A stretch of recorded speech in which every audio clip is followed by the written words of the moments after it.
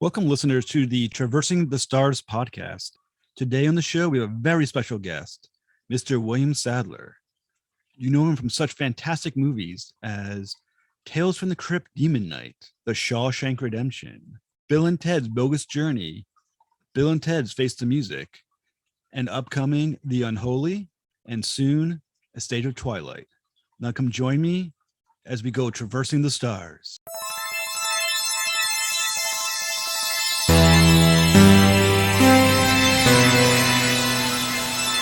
Thank you, Mr. Sadler, for coming to our show. Like I said, I'm a big fan of yours, and it's a huge honor to be able to talk to you again. It really is a big deal. Well, it's my pleasure. Thanks for having me. No problem. And my partner, JD, also is a huge fan of yours. Unfortunately, is working right now and couldn't talk with you. And he wanted me to give you a message. I'll make sure I give it to him before, so at least he feels like he got a chance to talk with you a little bit. This is a quote. He wanted to point out that he's a massive fan of the Bill and Ted series. I wanted to congratulate you and thank you for Bill and Ted Face the Music. It was a gift to the fans, and it was great seeing Death ride again. Whoa, thank you. I'm blown away. I appreciate that. I mean, I imagine you get that reaction a lot from your fans, because like the Bill and Ted movies were so wonderful. And I think Face the Music, which I did get a chance to talk with you the last time we spoke, just came out at that perfect time during COVID where you needed that release, and seeing these old friends like Death and Bill and Ted again just felt so good, so cathartic. I'm glad that was the reaction that a lot of people had, and especially the folks that knew the first two movies. Yes. Because it had been 30 years between the second and the third film, and that's a long time. That's long enough to have children, and you know, a whole generation came and went, but it was really gratifying. It was really, first of all, it was really fun to do. I mean, those kind of movies that the Bill and Ted movies have just been, you know, I love playing the character of the Grim Reaper, and you know, they're well written and they're smart and they're funny, and I agree. I thought in the middle of the pandemic, I wasn't sure how people were going to be able to see it, because you can't, you know, everyone was still locked down and so on. But it was, you know, I guess the timing was kind of perfect. It would have made more money if the theaters had all been open and running. Yeah. But boy, did we need some, you know, some feel good. Yeah. And I think the great thing about Face the Music is it could only have been filmed when it was filmed. I mean, you needed that gap in time to really give it the resonance that the script and the storyline deserved with these characters. It wouldn't have worked as well if it came out like 5 years after the second one or 6 years after the second one. You needed that growth, I think, with all the actors to really make it, you know, say what it wanted to say. Well, you couldn't have that embarrassing story of that, you know, they've been trying for 30 years to write the song to save the universe, and it wasn't there. And they're blowing didgeridoos and voice singing and whatever else. I thought it was a really smart and funny movie, and it was lovely to see the two of them together again. Yeah. You know, I guess everybody feels like they grew up with these two guys, and Death. But yeah, and I think there's a lot of people who watch a movie like that and kind of feel like Bill and Ted, that we never got to play the song we wanted to play. You know what I'm saying? We never had that life that we thought we were going to get. Because, you know what I'm saying? Right. There's so many, like, I think some of us have those dreams, and we look back at 40. Now, I'm actually now 41. I look at 41, you're looking back going, you know, what happened, you know? And I think that movie. You don't look a day over 40. I really appreciate that. I try to keep, at least I got my color still in my hair, which is kind of nice at 40. But yeah, so I think I agree with JD. I think all the fans owe you guys for giving that to us when we needed it the most. Wow, appreciate it. Thank you. No, it's our honor. And so it kind of brings me to what actually was going to be my first question for you, which was, so you've been acting and successfully acting for a lot of years. I mean, Tales of the Crypt, Demon Knight was like in the 90s. And you've actually mastered your craft. You're fantastic. So once you reach that point where you reach that level of skill and talent in your profession, what keeps you to still do it? I mean, where does the spark come from now that you've, like I said, mastered the art? But in a strange, I guess in a strange way, now, when as you get better at the technical skills involved, and some of that is just practice, and some of it is reach a certain age and you stop pretending to be young or holding on to things that were holding you back, that kind of thing. But it becomes more fun. Everything, the acting process itself of getting lost in some other character, it's become more fun for me now than it used to be. I guess I used to fret about things quite a bit, and worry this isn't good enough and that's not good enough and I don't know what I'm doing and they're going to figure out that I don't know what I'm doing and then they're going to want the money back and and I don't worry about any of that shit anymore. So I just when I get a chance to do it now, I guess I appreciate it more. It's I can bring more to it. I'm maybe not making myself very clear, but it's more fun. It's more fun than it used to be. It's more rewarding than it ever was before, which is surprising. Back in the past when you were younger, did you ever have that imposter syndrome that people talk about, where you wondered about, did you deserve to have the success that you've had? Or all the time? All the time. All the time. Well, not all the time. Every once in a while, of course, you sit there, you think, oh my God, someone, they have to see that I don't know what I'm doing. Why do they keep hiring me? I clearly don't know shit about this. Why don't they're going to want all the money back? It's nonsense. I guess the imposter syndrome happens to everybody at some time. And it's hard to believe, if you say I've mastered my craft. It happens so incrementally that you don't. If I have what I've mastered has happened so slowly over so many years that it almost doesn't seem like, there was no one moment when I went, now I can do it. Yeah. It sort of came in bits and pieces and fits and starts. And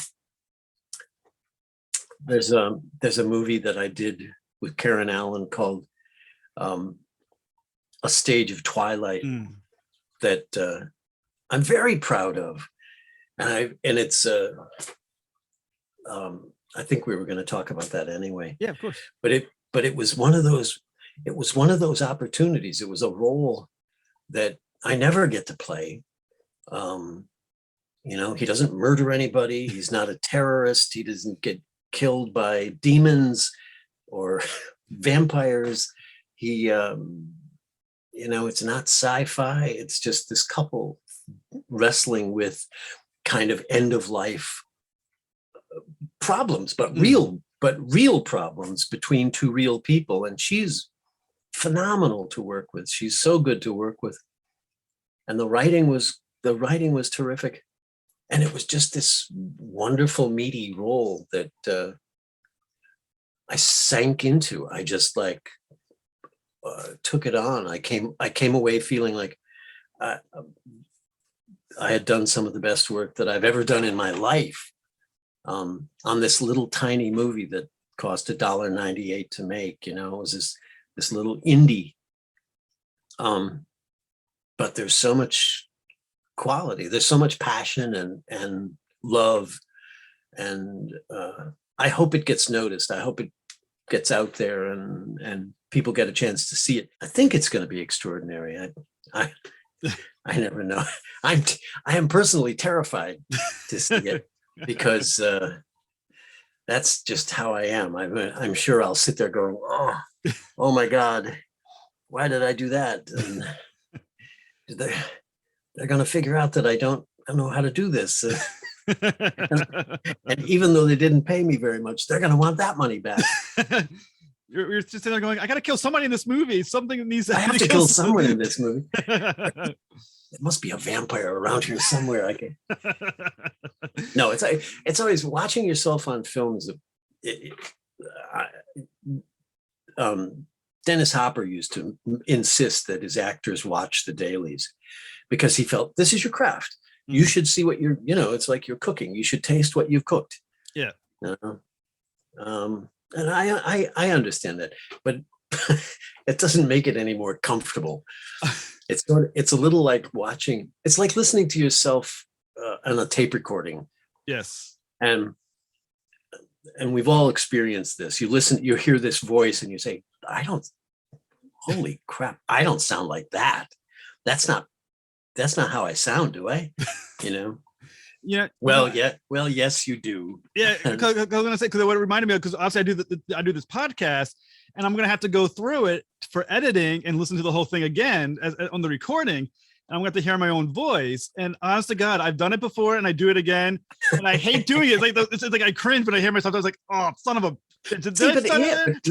But everybody else hears your voice, and they think, yeah, okay, yeah, that's his voice. He sounds just like him. Yeah. And and the other thing I found interesting that you said that this role is so different for you and it's a smaller movie. I do find that it's these smaller movies that allows, I think, actors to do the roles they wouldn't otherwise be able to do. I think that you're right. I think that's the case. That big studio movies. First of all, big studio movies don't do movies like this. Big studios don't do movies like this. This is a little examination, a little human story.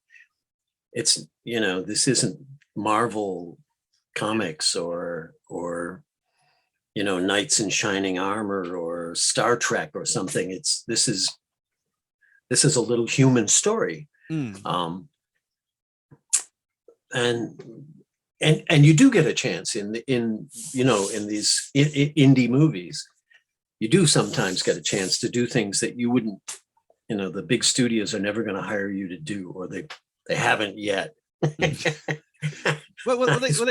suppose that could change. Well, I mean, they got to play it so safe because of the budgets they're dealing with, so everything has to be safe. The actors that are safe for that role that you expect, Yeah.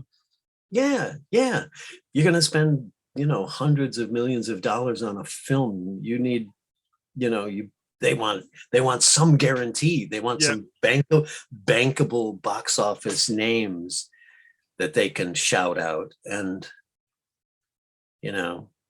James Bond movies. Yeah. And I love the big movies. I've done a number of big honking movies, and they're great fun.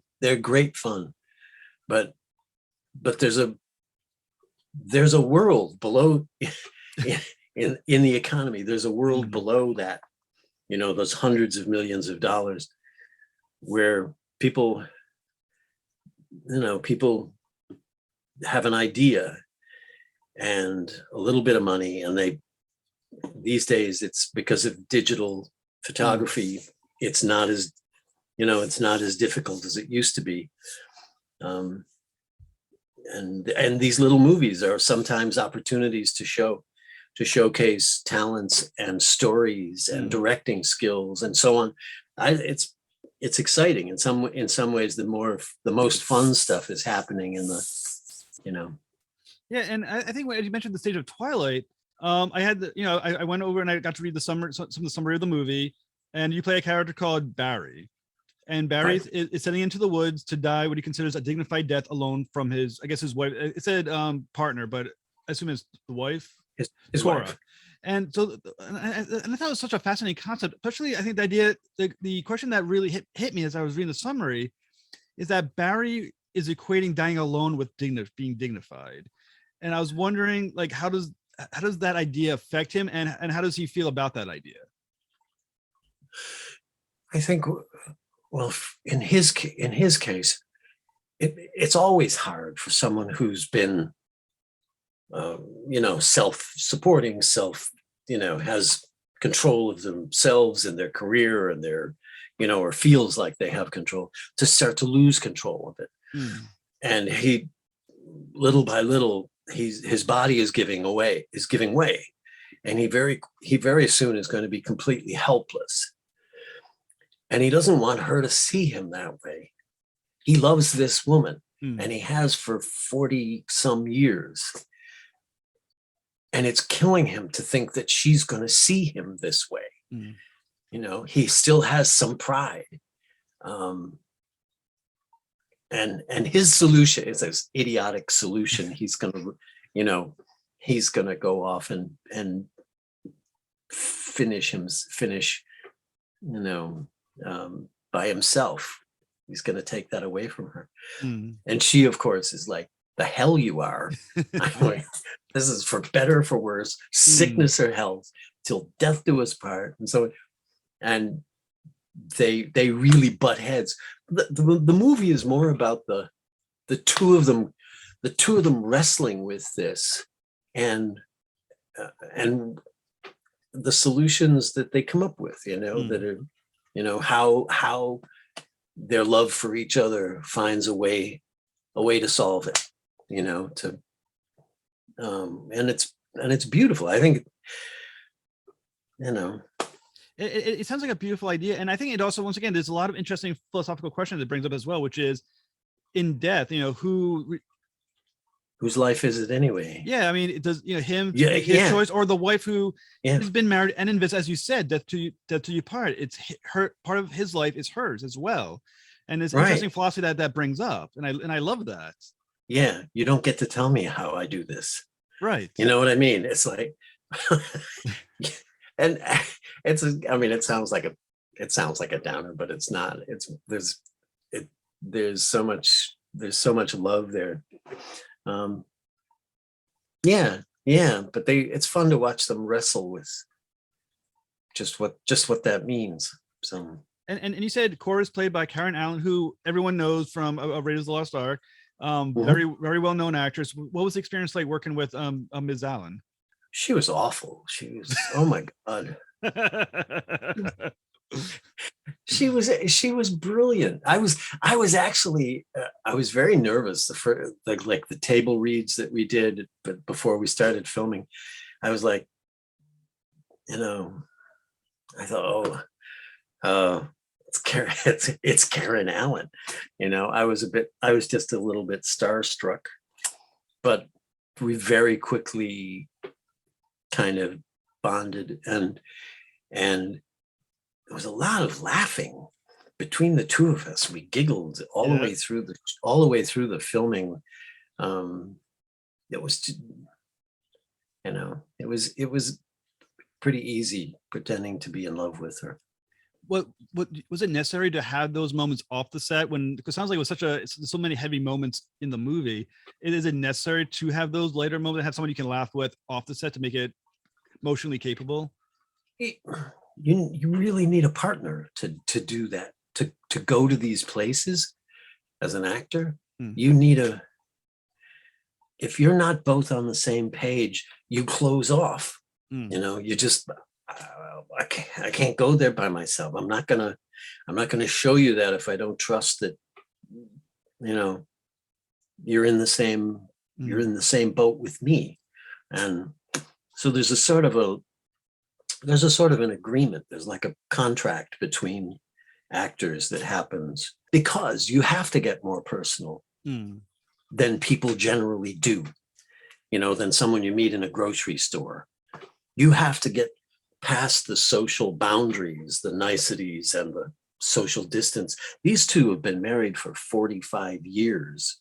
There's nothing they haven't seen about each other, and they care deeply about each other.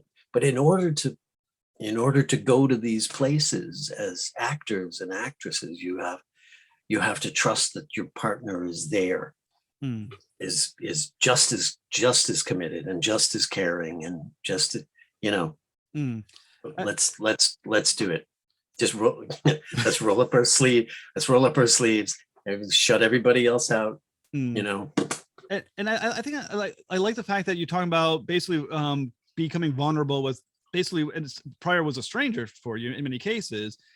Does the laughter allow you to be that vulnerable, or was there something else that allowed the vulnerability to happen? The laughter is part of it. The laughter is always part of it. I think it's, you have, because if you can laugh at each other, if you can laugh at yourselves, you've begun to open up to each other. Yeah, I mean, that's a shared emotion. You know, it's because you're embarrassed, or, you know, whatever it is that made you laugh. It's usually some, you know, awful physical whatever. But it's a shared thing. You know, laughter is one of those things, and it's part of the process of, or I think it is. I love to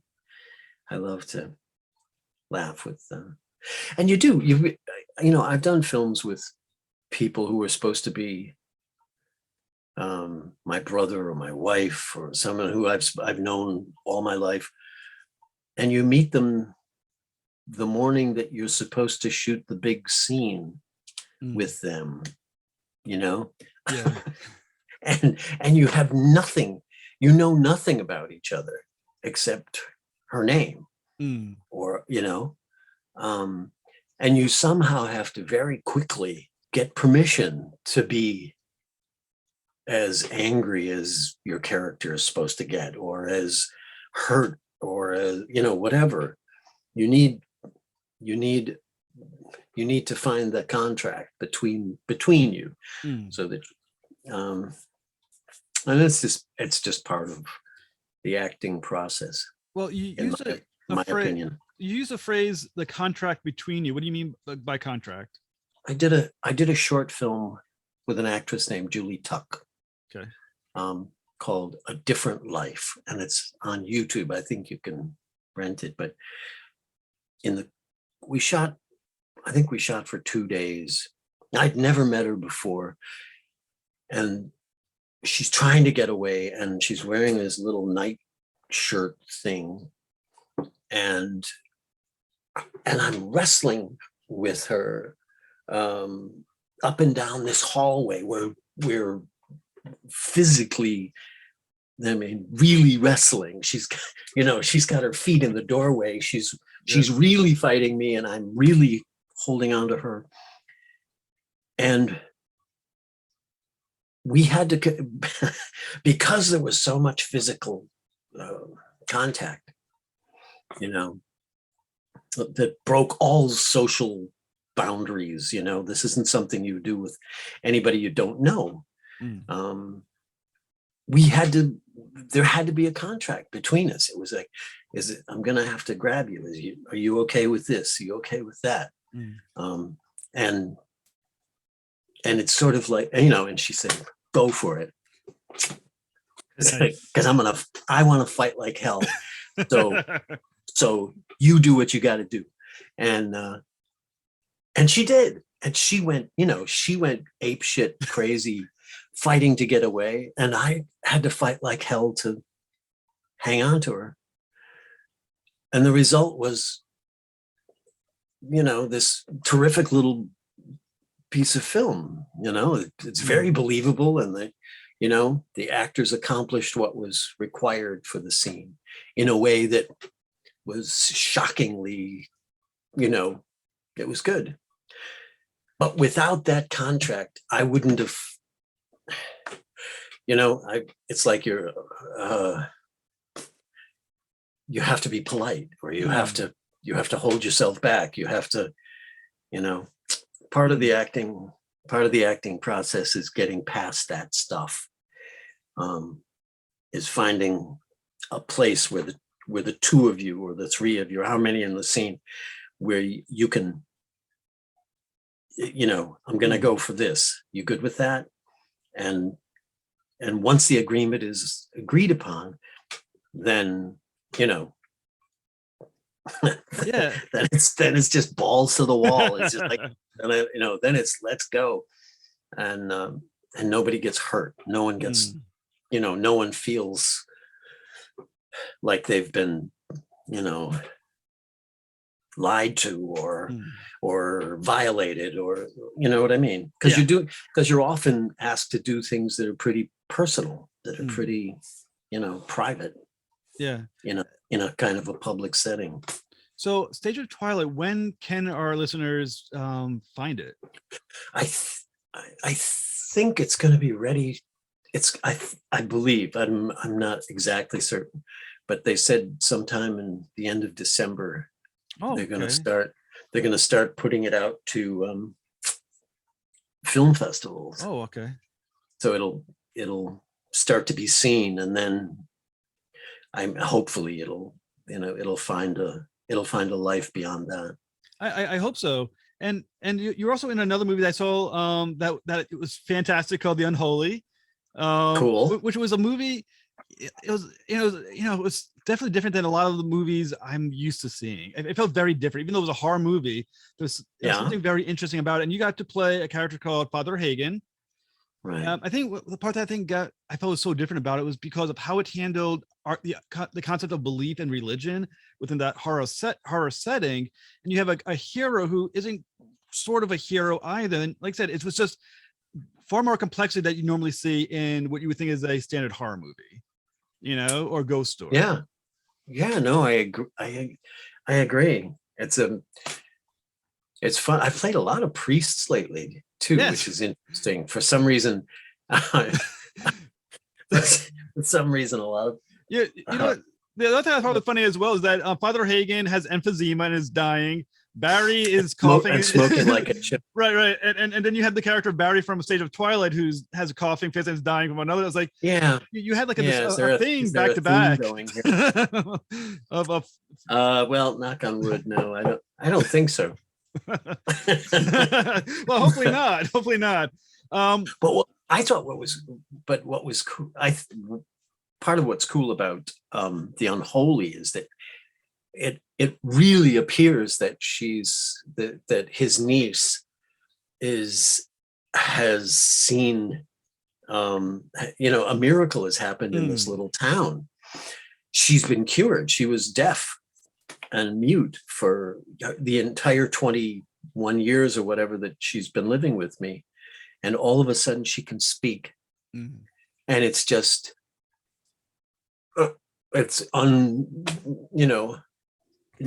and it very quickly spreads. The word goes out that she's seen Mary. I don't want to spoil it for people. I was going to say something, but I can't. But it doesn't. But it isn't. I mean, it's sort of like what happened at Fatima, or the children that saw the Virgin Mary. But it but it all goes wrong. And, of course. But it's great fun to play with those ideas. I love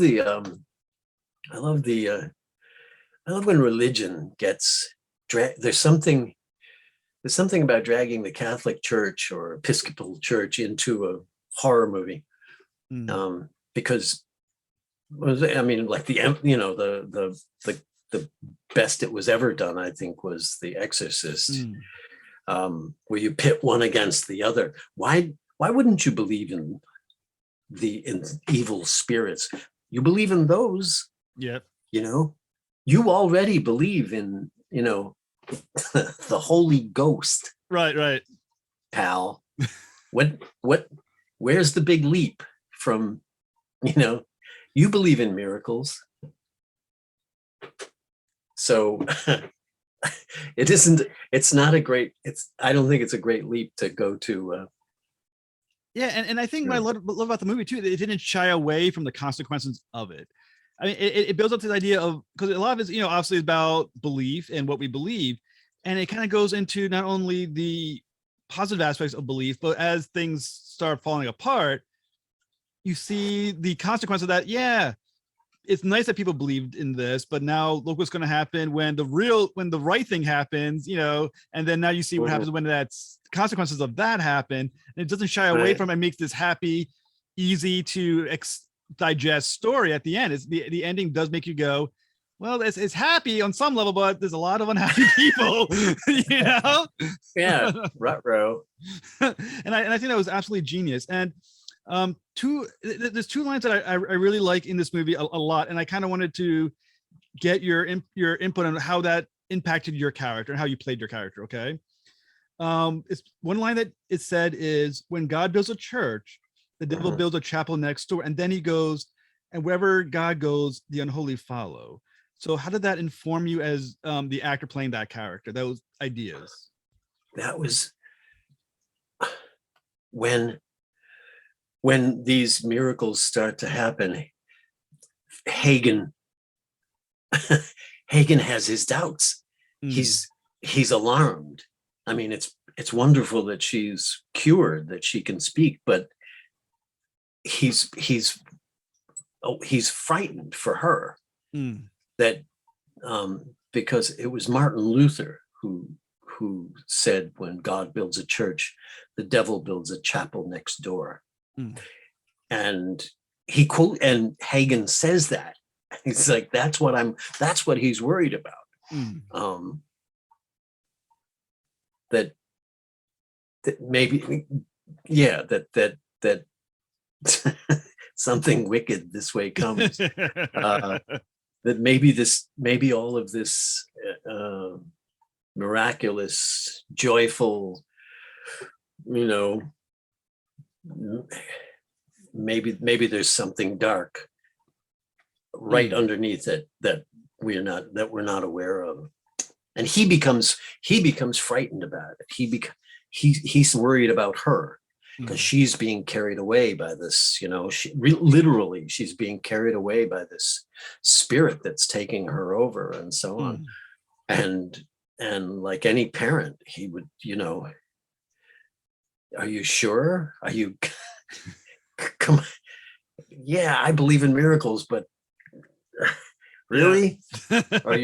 Are you sure this isn't going to end bad? Yeah, and I one of the great thing I think about your performance, and I really thought your performance really carried that movie and gave it a lot of the gravity that it had. And part of me was wondering, is that pure acting, or is it the entirety of your career that you kind of have that part of you that just sees the layers, that you just, saying that you wear the layers on your experiences?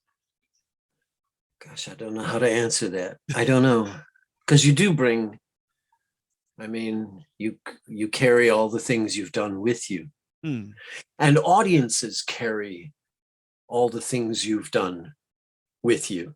I mean, the people that watched The Unholy saw Shawshank how many times, and of these other films, you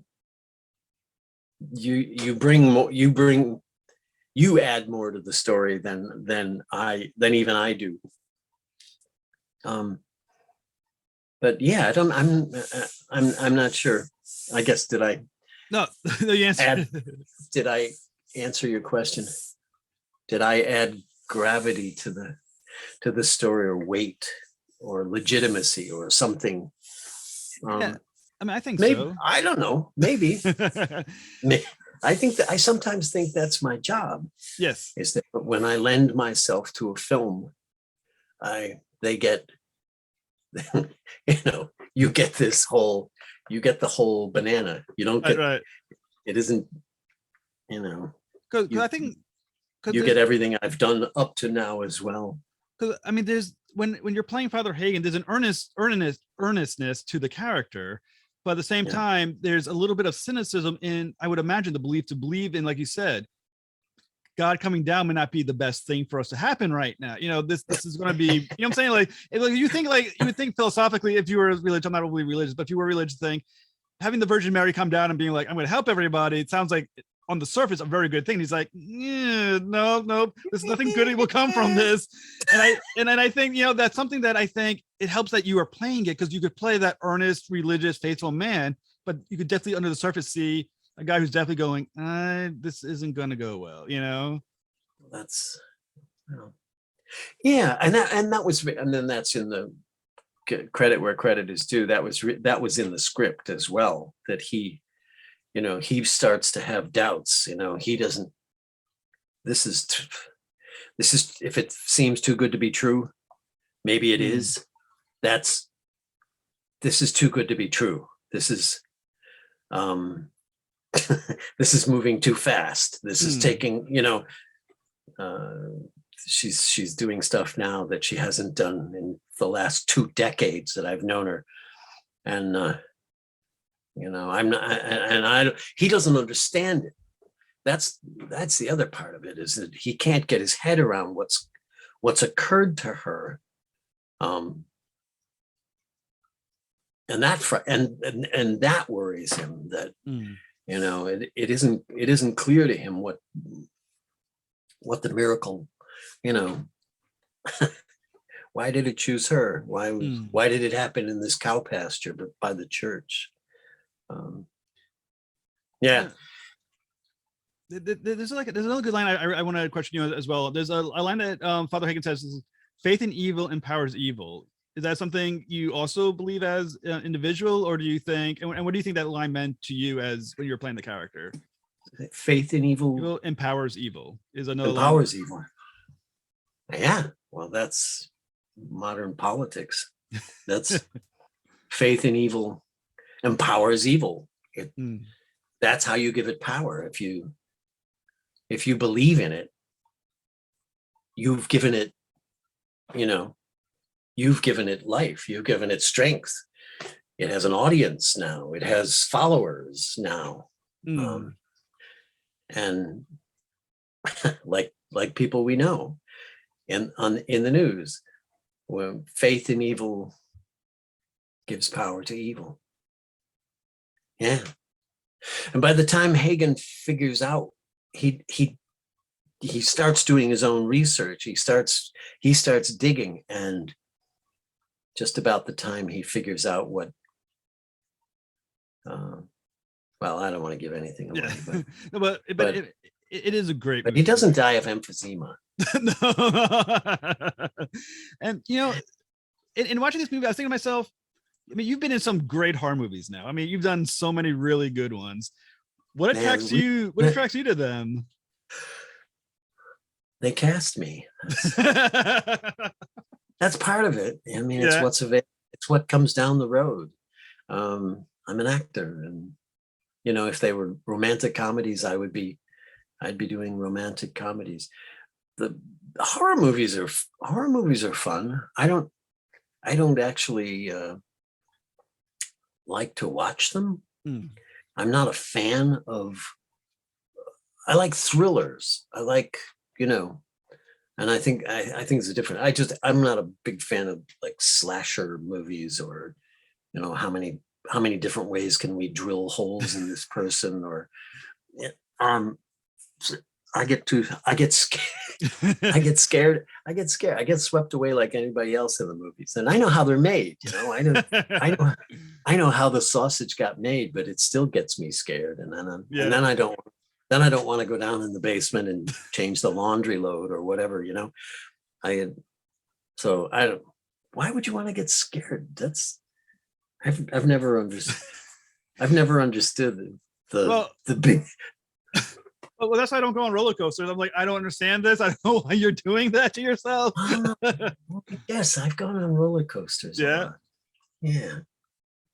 Did you feel you're afraid when you're on them? But it's different than having some, ghost sneak up behind you while you're cleaning the cat box or something. That'd be a horrible way to go. Clean the cat litter of your cat. They found him face down in the cat box. It was awful. Oh man, I wish I'd never seen it. That's the Unholy 2 right there. No, but I've done a number of them. I like Demon Knight. I like a lot. I can watch Demon Knight. That movie was so fantastic. I used to watch that movie all day long. You and Billy Zane at the same time is perfect. Stop. Just stop. You just honestly, I've never seen him be better than that. He's so funny, and he steals that movie. But Jada Pinkett, it's a great cast, and Ernest Dickerson, all credit to Ernest Dickerson for, putting it together the way that he did, because we lend as much credibility. That's what you were talking about, lending legitimacy or something to films. I think I sort of think that's my job. It's like I try to bring some veritas to this moment, and then this moment, and then this moment, so that the audience has, if they can believe it just a little, even just a little bit, they'll come along for the ride. As soon as they stop believing the character, they sit, it's like, yeah, okay, I'm gonna go get some popcorn. It's like, I'm out of, they're looking at their watch, and they're not going with you to the moon. But I sort of feel like that's my job, is to make these people that I play as believable as I can, so that audiences watching it can get a hold of something and say, all right, oh shit, look what's going to happen to him. You know what I mean? They can, there's something they can get latched onto. And I think that's why I thought how you handled Father Hagen was just perfect, because when you watch the movie The Unholy, which I thought was, like I said, it's a great movie, but we don't get a backstory of Father Hagen. All you know of Father Hagen is when he appears, but because of how you played him, you just kind of felt you understood where he was coming from. You understood him. And I think that's something that not every actor can bring to a role just by inhabiting that character. Well, thank you. well, I mean, like I said, and it's just great, I appreciate it. Thank you. Thank you. I told you, I'm having more fun now than I used to. I think I'm a better actor now than I used to be, too. I mean, there's more of me available to me now than there used to be, if that makes sense. Is it intentional, or is it instinctually you're more able to do these roles? I think maybe it's just age. You get, I don't hold back. I'm done being embarrassed about who I am or how I look, or worried about, this or that. It's more fun to go for it. Just use everything you have and fill these characters up, and it's more fun for the audience, and it's more fun for me. I don't know why I guess I used to do that to some degree, but it's gotten, I don't know, I've gotten better, I think, over the years. I mean, it must be great. I mean, you can play your roles, I guess, and have no regrets, because you are going full bore into your role. I mean, back in the day, did you find yourself at times holding back and then wondering later, should I've gone further? Should I have pushed it more when you were as a younger person? You make a lot of mistakes. I've gone full out lots of times. I don't, but I just think as a human, I'm more forgiving of myself now. I'm less guarded with what I feel, and so maybe that's it. I mean, I'm getting to be an old man. I cry. It's interesting. It's surprising how easily I cry these days, but that's old men. I have trouble taking credit for getting old. Well, I think that's all that happened is I kept doing this long enough that I got old. Well, there's value in experience, isn't there? I mean, I like to think I'm a smarter person at 40 than I was at 20. Hopefully I can go back. If I ever saw my 20-year-old self, I'd be like, you are an idiot.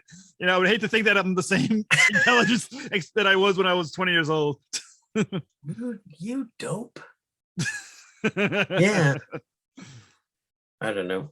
I'm still having fun doing it though. So as long as they keep asking me to do it, I guess. I haven't reached a point yet where I'm, I can't remember lines or anything. All of that stuff's gotten easier, by the way. Yeah. Yeah. So I don't know. Well, as a fan, I want to thank you for being the Unholy. Like I said, I think you made that movie and it was fantastic. And watch and keep your eyes out for a Stage of Twilight as well.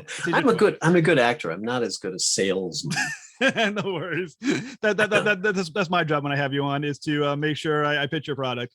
But so definitely Stage of Twilight. And when that comes out, if you or your publicist, when it does hit the film festivals, please let me know. We'll add it to the interview as soon as there's a place to see it. Yeah, I appreciate that. Yeah, Unholy, Amazon Prime has it. I'm not sure if iOS does, but I know Amazon Prime does. Do it. It's worth it. I think I'm allowed to say this. I'm doing Salem's Lot. Oh, very cool. That's right now. So okay. And I can't say anymore because I would have to kill you. Well, when you are able, please come back. As soon as I'm able to say more than that, I'll come back and say, I'll spill the beans. I'll totally do that. I would definitely appreciate it. I'll ruin the movie for you. You'll know how it ends. I'll be a fantastic scoop. I'll be like, okay. Ruining it. I'm sure the producer will be like, what the hell, man? But I'll be like, dude, what were you thinking? Someone stop him. Someone just, these hands just come over and just pull you off this camera. Get out, don't talk anymore. But I want to thank you so much, Mr. Sadler. You're a great pleasure. Like I said, I was glad to have you back again. And the door to this podcast is always open to you. So use it as much as possible. Thank you. Have a fantastic night. You too.